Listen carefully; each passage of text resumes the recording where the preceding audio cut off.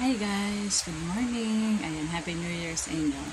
Pasensya na ngayon nakapag-vlog. Alam niyo naman, busy sa aming tindahan, sa aking trabaho, at sa iba pang kung ano-ano pinagkakitaan. So, ganyan sumami ko niyo. Ayan. New Year na ngayon at share ko lang sa inyo. Isa sa mga goal ko ay maipagluto ng breakfast yung mga anak ko. Kasi dati, si daddy, gigising siya ng 5, open na rin kami ng 5 ng tindahan. So, aligagah na siya, nagluluto ng almusal ng mga bata, nagpe-prepare ng pagkain nila. Tapos, may mga bumibili na. At hindi ko naman siya matulungan noon kasi, syempre, may trabaho ako. Tapos, nag-request ako sa boss ko na pag-lunch ko, kasi, tanghali yun sa US, since yung work is appointment setter sa US, sa Arizona. So, ayun. Nag-request ako na kung pwede hindi ako mag-break ng 1 oras kasi kailangan kong mag-ipon para sa pang college ni Ate Ashley. Kaya lang hindi na pwede ngayon kasi walang sales agent or account manager na kukuha kung makapag-transfer ako during lunch. So siguro na rin yun ni Lord na para maasikaso ko yung mga anak ko at matulungan si Daddy.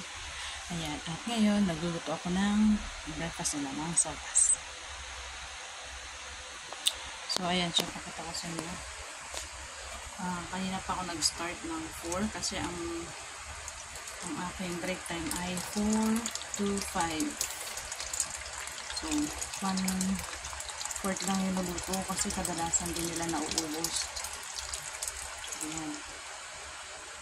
Tapos, golden ko rin na dumit yung tiyan namin ni dati. Naglaga na ako ng luya.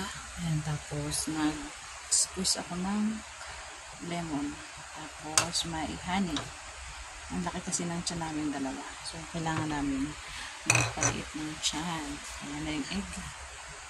Tapos yung ginamit ko ay Green Foods na hotdog. Ayan. So, actually, alasin ko na. Naman, may 5 minutes pa. So, ayun.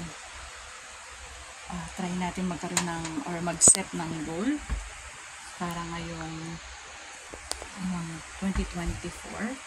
At isa rin sa goal ko, syempre, makaipon at mabayaran yung iba pang mga utang namin, yung mga utang na puhunan, para at least maramdaman naman namin din yung kita namin. Kasi sobrang pagod din talaga na mag-asawa. Kami lang yung nagtutulungan sa tindahan. Tapos after work ko, tutulungan ko si daddy. Hindi ko siya pwedeng iwan mag-isa kasi nag-scramble siya, nag-siomay, may tindahan pa, kasi kaso yung mga bata.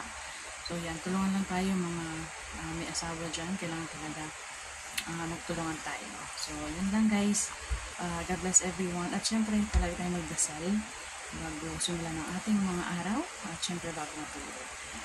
God bless. Please like and subscribe para sa iba pang mga tips at iba pang mga pwede namin i-share sa inyo namin tungkol sa aming buhay. Bye guys. God bless.